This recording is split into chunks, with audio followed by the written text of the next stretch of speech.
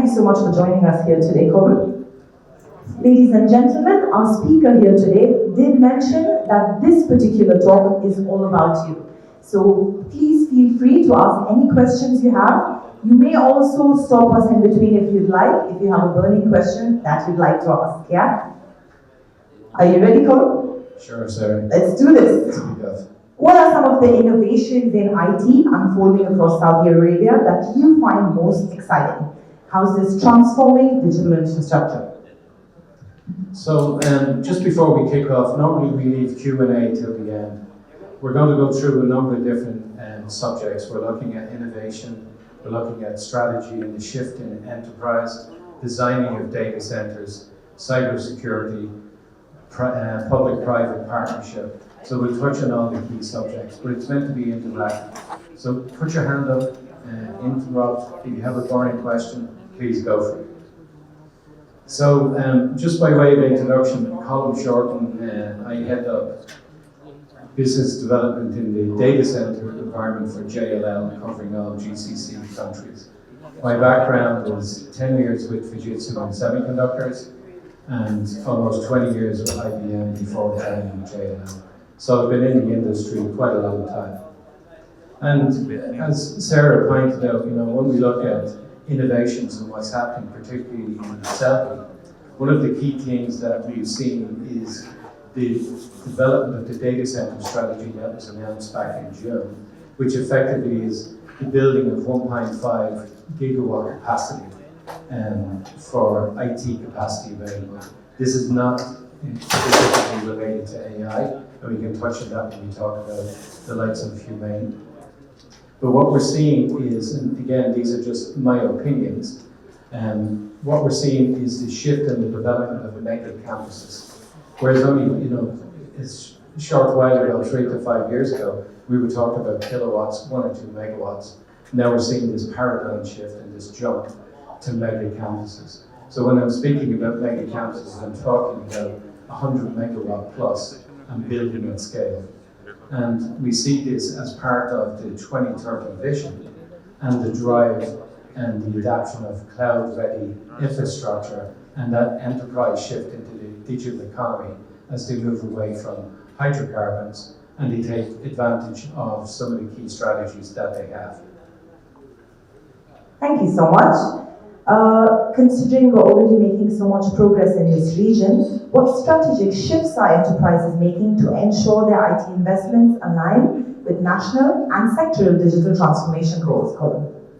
Yeah, I suppose the key is in infrastructure. And when we talk about infrastructure, about being ready for this cloud-first policy or that adoption, is the use of technology.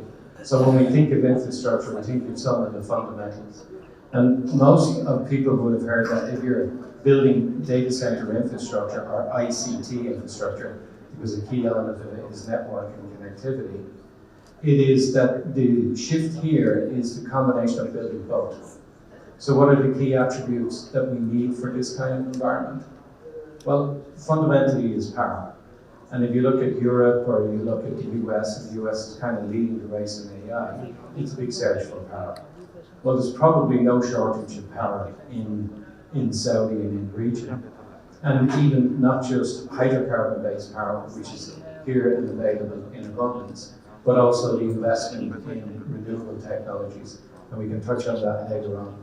But in essence, that shift combined with sovereign AI, the use of local digitization, 5G networks, and more importantly then, we're seeing the underlay of improving the quality of the citizens.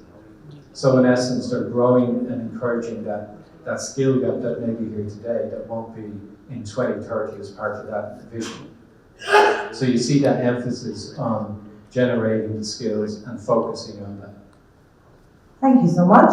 Follow-up question, how can organizations design infrastructure that remains agile, scalable, and future-ready? Yeah, well, this is a big question. So very often when we talk about the data center industry or the ecosystem, people think of AI, high rack density. It's really sexy, but it represents probably only about 5% of the market today. and may represent 90% of the market in the future.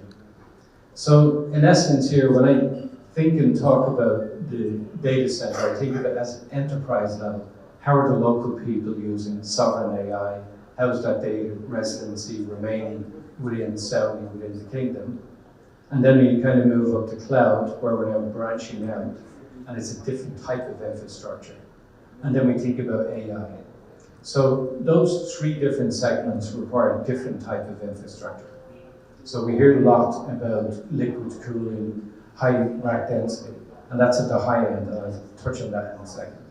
But in essence, air cooling, standard data center design principles, whether it's uptime or whether it's low density racks, that's not going anywhere anytime soon. That's effectively the bedrock and the fundamental design that we have in principle. When you move into cloud, then it brings in those partnerships between private equity and hyperscale. So we all know the household names like Microsoft, AWS, Google, Oracle. They effectively bring in a different type of infrastructure that has a wider reach. When you think about that infrastructure and that design, that also taps in to another key element that Saudi has, and that's proximity. So when you look at how Saudi is strategically placed, it brings that link between East and West. It's got significant subsea cables on East-West coast, so you get that global connectivity and global reach, where it could technically become the AI hub linking East and West. But that infrastructure is a combination of hybrid and public cloud, so data is moving in and out of the country, in and out of the region. And that infrastructure is slightly different. The enterprise structure is built on what we call uptime or standalone data center design principles, whereas cloud infrastructure is built on availability zones. So it talks about fault domain, uptime domain, between 2 or 3 different nodes. And then we shift completely then from cloud infrastructure to AI.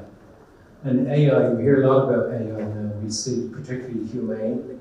We see the strategic partnership they have with people like Center 3 and the SDC from a cable standpoint. This is all around machine learning, artificial intelligence, and bringing in that next generation. And there is an acceleration, there's a rush to get to a specific point from a data center design.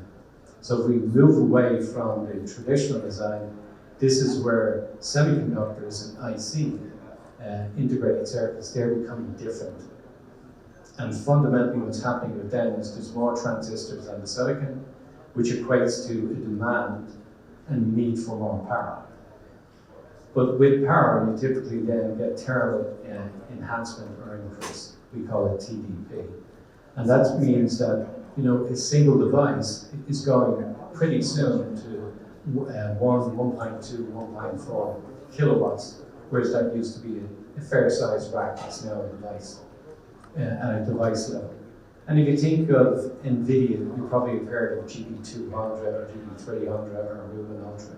So we were hovering around as 8 to 12 kilowatts for maybe 20 years.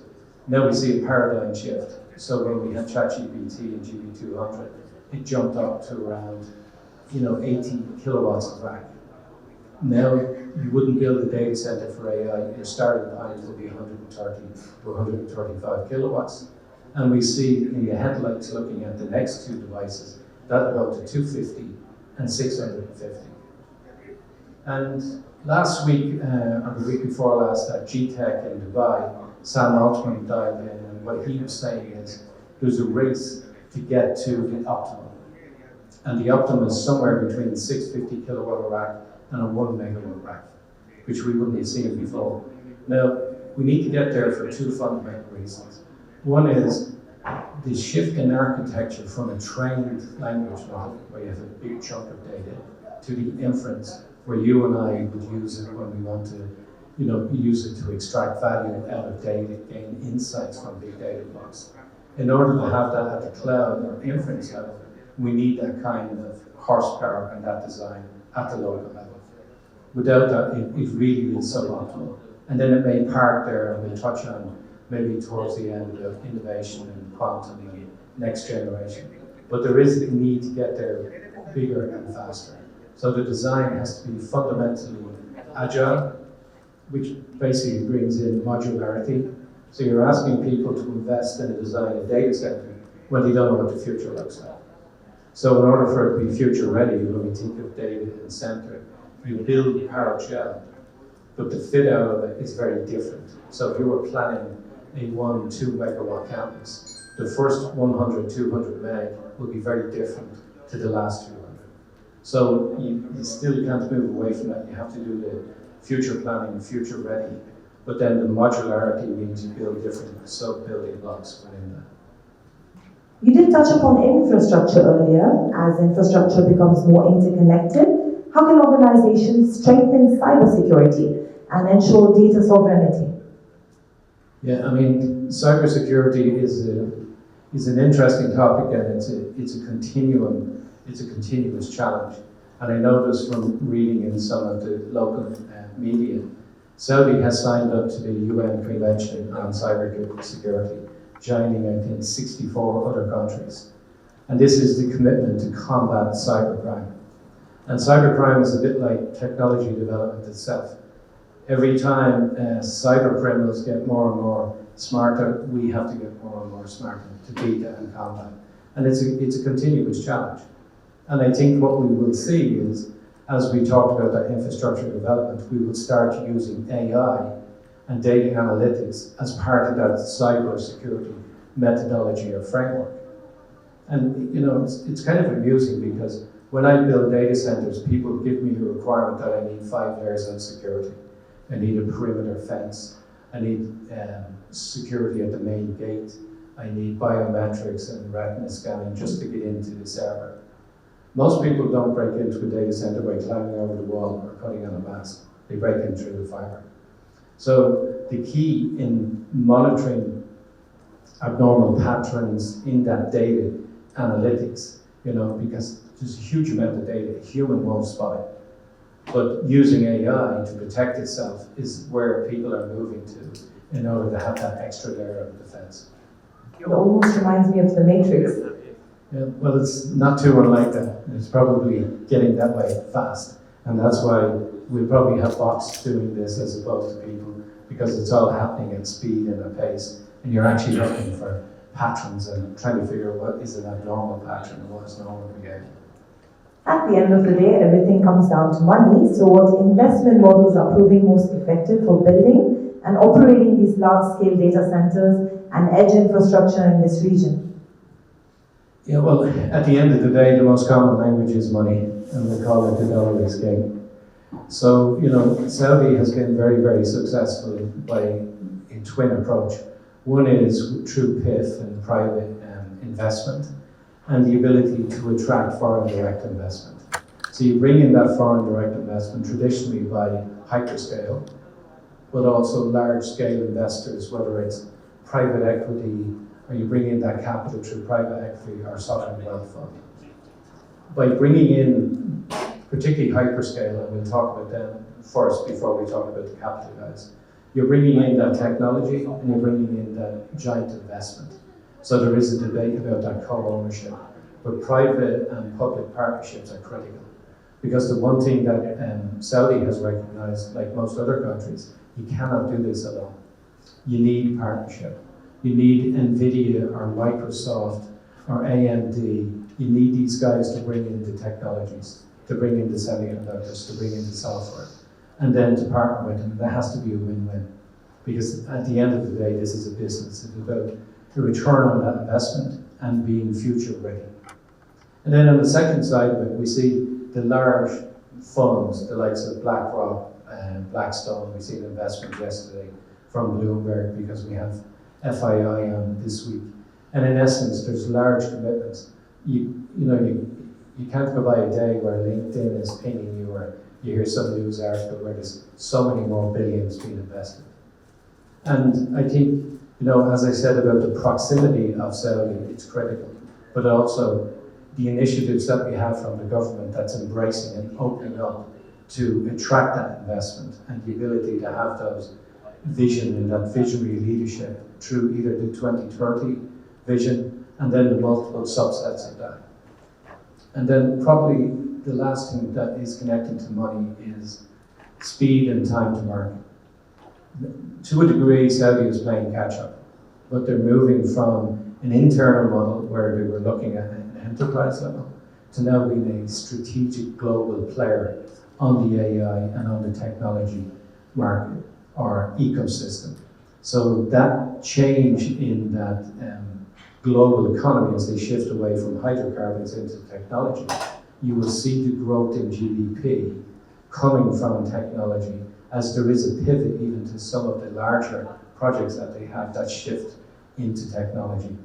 And it's difficult to put a number, I wouldn't guess a number, JLL may publish a number, but certainly we're in the, it's 3 digits, it's hundreds of billions. It's not a small number and it's really material.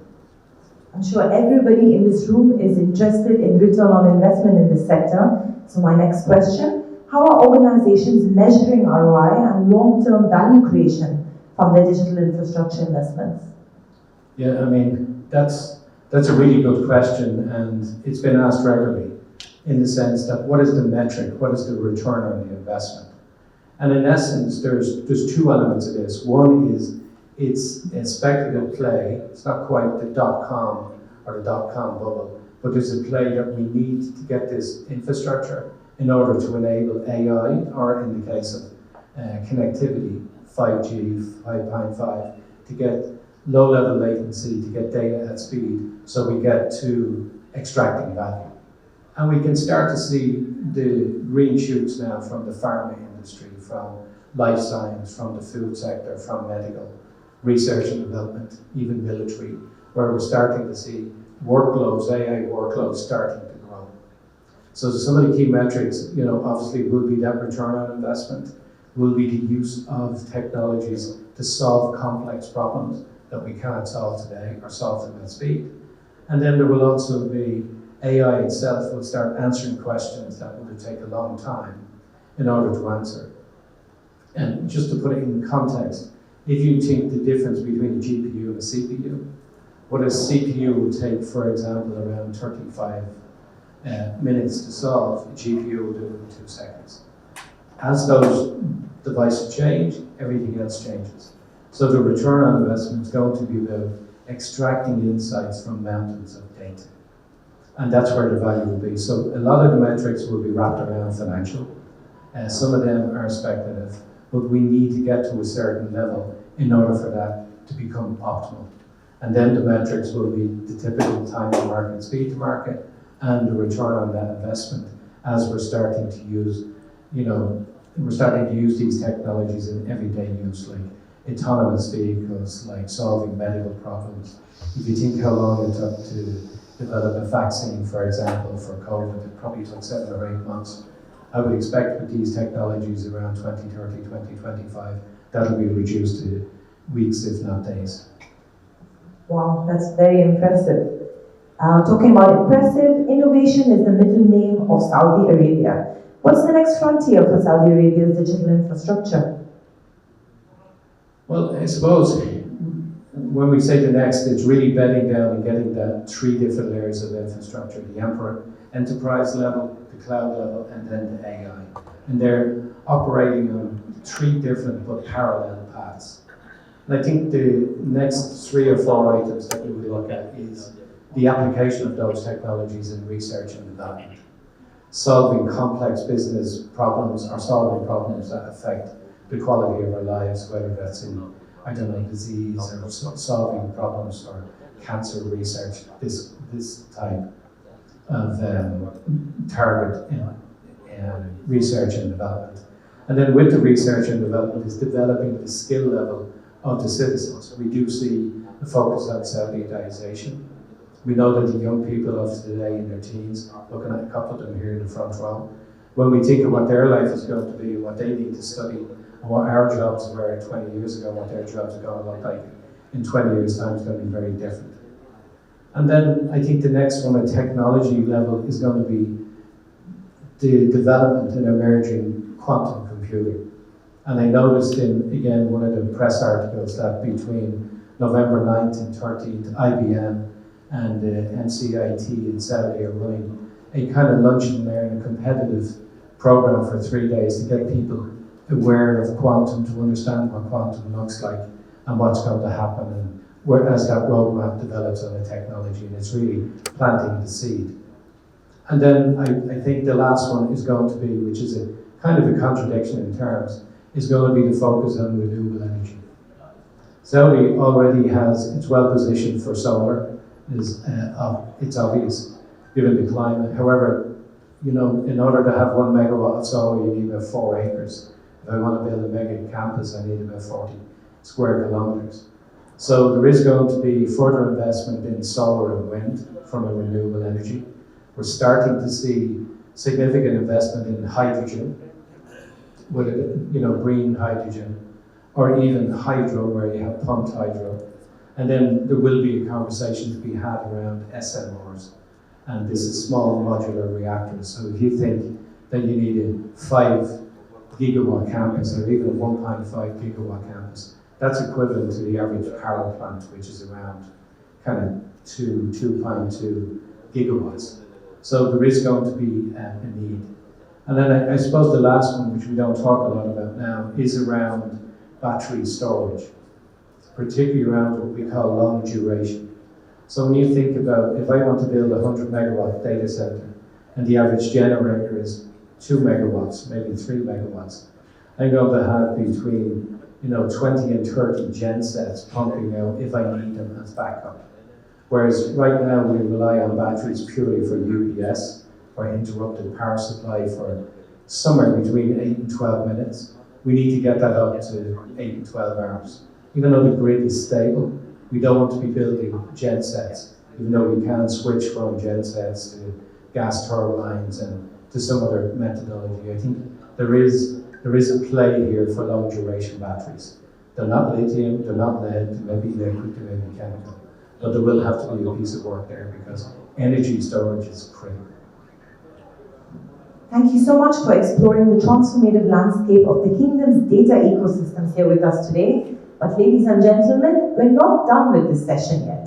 It's not every day you get someone like Colm in front of you with a wealth of information to share. So I am going to invite you to please ask some questions. There's no wrong questions, and there's only a learning opportunity. So if you can just raise your hand if you have a question, the mic will come to you. Amazing, I see you. What's your name, please? I'm Fatma, and I had a question regarding the previous point you mentioned about cybersecurity. So you touched on using AI in cybersecurity, and using AI itself is a risk due to data leakage, issues like that. Well, I'm not that much knowledgeable in this stuff, but you might know better. What would be the max we could avoid those risks, and what would the framework for security look like? Yeah, that's a super interesting question, and I'm not sure if I have all the answers. There might be somebody better placed here in the audience in cybersecurity. But basically, when we look at cybersecurity, we have to think about what are we trying to do? We're trying to protect the data that we have. Now, we can protect the physical infrastructure, but protecting data in storage or during compute or during transmission over the network. In essence, when people break in or you get a cyber attack, they don't actually steal the data because they know where to put it. And if you think of the size of these data centers, they're massive and servers. What you do is they impregnate it then with a virus or with some malware or spyware that corrupts the data. And if you get the data corrupt, it's of no value. Or in some cases, they might want to steal, people's personal information or financial information. So I think what it will look like is you will have strategic placements on data flows and data workloads. Again, looking what I would call PRU, pattern recognition. We have traditional methodology of moving packets of data and blocks of data through light. We know what data should look like and who should be entering systems. We get passwords and approval to get into these systems. And it's the same thing as monitoring a break in that network. And that's why there's, from a geopolitical standpoint, there's a lot of sensitivities around what network. I'll give you a small example. As a data center operator, we need to get as much data about the infrastructure so we can monitor its condition, whether it's temperature, whether it's humidity, whether it's an increase or decrease, or there's a problem in the infrastructure. To do that, you have to apply sensors into the network and actuators to extract that data. That's a potential strength and weakness. The strength is you can find a failure before it happens, redirect the workload. But the weakness is you're breaking into that environment, you're in the sensitive area at the core where the data in the network is. So cybersecurity is very, very complex, and it will only get more complicated. But it's the application of those tools that we're developing, particularly from the cybersecurity experts, where they can apply either to standards or they're all the time innovating, trying to be one step ahead of the ground. Amazing question. Anybody else? Thank you. Thank you. Hello, I'm Peter. I would like to ask something about cooling, in particular liquid cooling. So what is the current situation in Saudi of liquid cooling? What is the investment in moving cooling, and what is the side effect of not having cooling?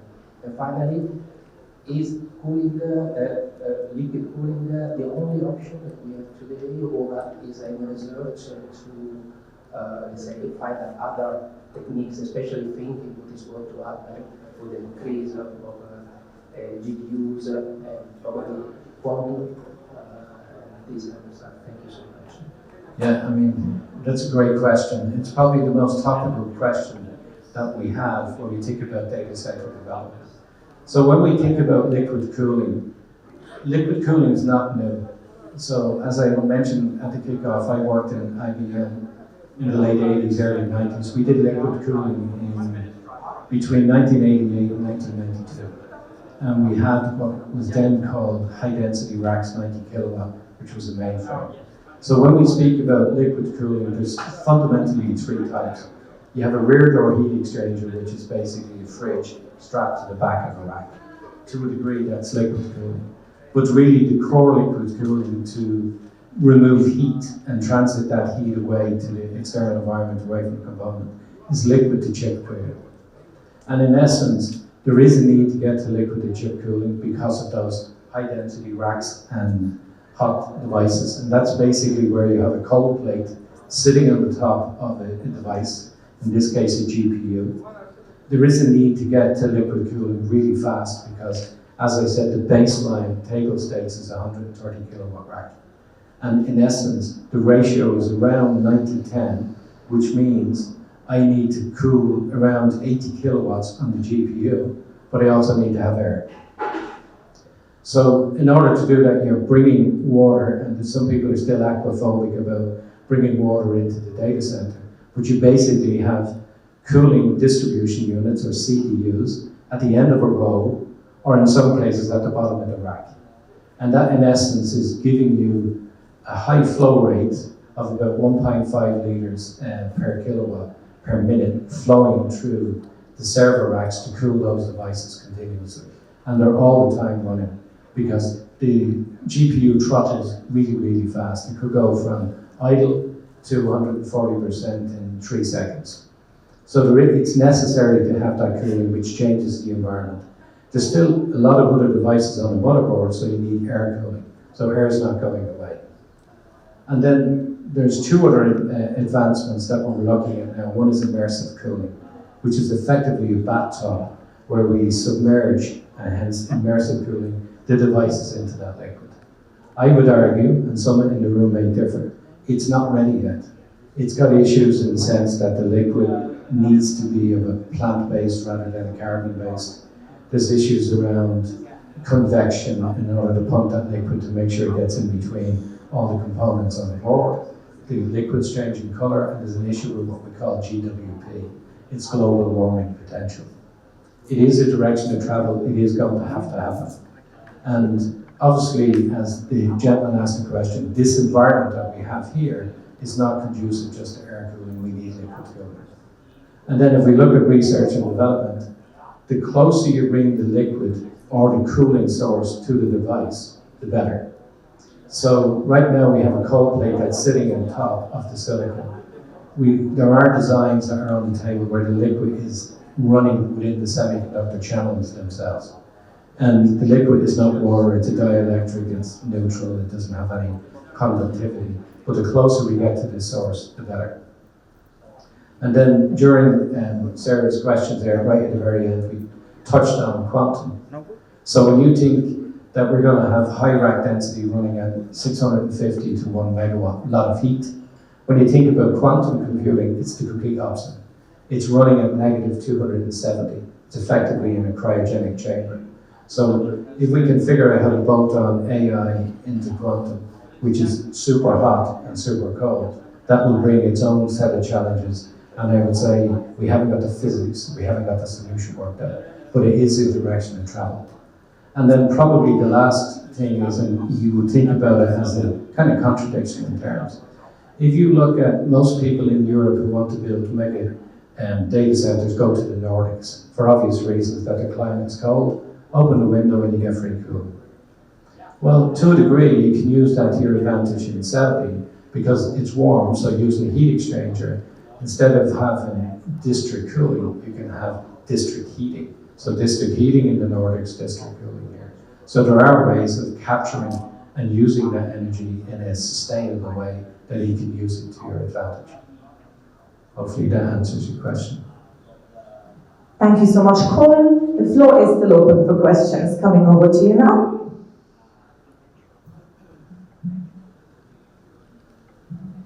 Thank you. Just curious to know what the market is for data centers here in Saudi in terms of development and growth with the cloud company. I didn't catch the second part. Is that better? Okay. So I'm curious to know the runway of data centers here in Saudi with the cloud coming in the market. Okay, I get it. So it's about the market size and scale. So in essence, the market here is, as I explained earlier, you break it down into enterprise level, and that's about the adoption of cloud-ready solutions. That's really part of the organic internal changes in how they run their systems, the back office, the healthcare systems, finance, banking, entertainment, healthcare. That's about using the digital transformation that you apply those technologies at an enterprise level to the benefit and to what I would say supercharge efficiency and effectiveness within the market itself. So in that sense, I see that as a key core market as Saudi develops as a nation for its peoples. And then there's a debate around how we manage the control of that data, the sovereign cloud, what data stays within Saudi and what data hybrid or public goes outside. So the use of those technologies in everyday life is kind of growing and changing all the time, and that will get to a plateau. When we see AI, there's a portion of that will be dedicated to the KSA or to the kingdom, and then the bulk of it will actually be outside. And I'll give you a small analogy. So I'm an Irish guy, and if you look at the amount of data centres that we have in Ireland, it probably matches Paris, London, Frankfurt, Amsterdam. We don't consume that data. We're a nation of 4 million people. The UK is 64 million people. If you look at some of the hyperscale, they built 7 data centres in Dublin, and they're doing outsourced co-location in these large metros. So what happens is, once we get that data, apart from converting it to GDPR, that we can spread all that data around Europe. Some of the data that we have here, as I said, resides, and the rest of it will be value content-driven data that will go outside the kingdom, linking east to west. But there is a definite benefit with digitization and the technology transformation that the country itself is going through.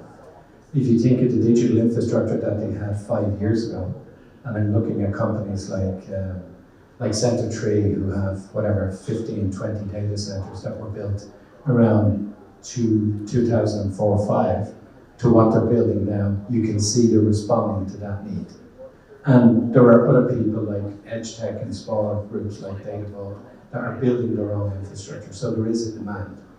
The actual demand for AI, that's a different question. We haven't got the demand because we haven't got the infrastructure. That's a chicken and an egg. Which do you need first? Well, if we have that, we'll develop value and extract that value. It goes back to the ROI question.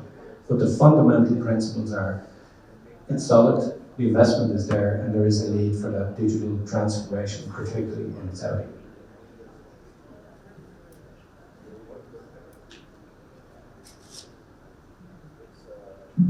Hi, Colm. My name is Sara. I work for a company called Moderator, RRB, and a conservator training. It's a follow-up question to liquid cooling. There is a lot of talk about CDUs and direct-to-chip. Are you seeing anything outside of the data hall? Because most data centers in the region still have the air-cooled chiller on the roof or break. Is there any changes you've seen outside of the data hall relating to liquid cooling mechanically? I think it's a good question. I don't see major changes outside the hall, other than if you look at the infrastructure that was built when we talked about over the last 10, 15 years, there's probably a need or a demand to retrofit those if you want to use them in the long term.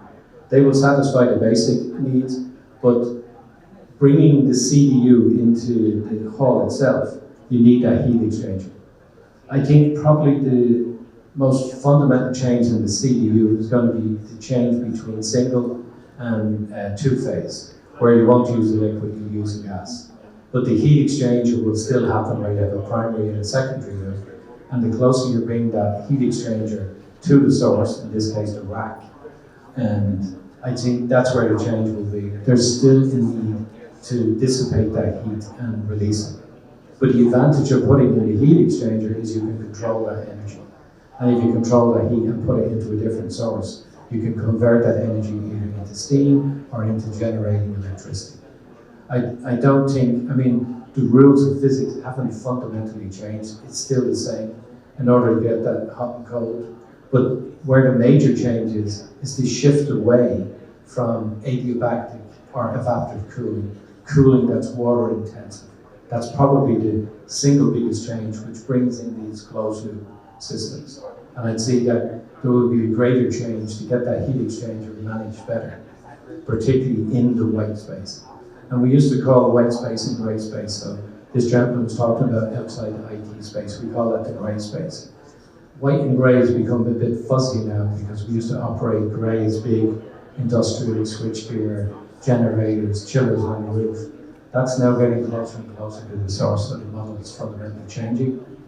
But I don't see a huge need or a huge change outside, other than what we do with the heat when we capture it.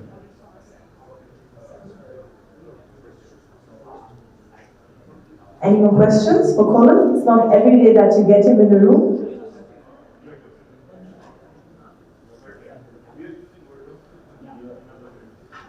Do you have a follow-up question? Sure. I think he was just signaling that we're good. Thank you so much, Colm. That was very insightful for all age groups, for people from all over the world seated here with us. And thank you for sharing your experience with us, because not everybody comes from IBM in the 80s to what you're doing right now. We look forward to another session soon with you. Thank you so much. Thank you. Cheers.